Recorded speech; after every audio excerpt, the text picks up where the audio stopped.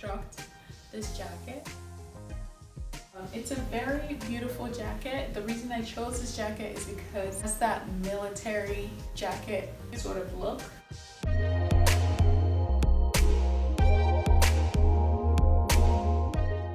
I also love how it has this shape here, like a peplum shape. I kind of want to take it up a notch. I was thinking perhaps I could purchase some trims and try to do a little bit of a design to really make this jacket pop.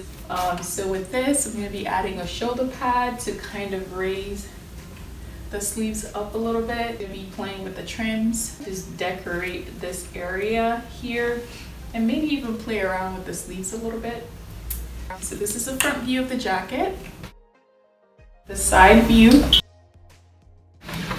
and this is the back, and I really love this detail. I might be adding a bit of a design here, and again, back to the front. Stay tuned to see how it all turns out.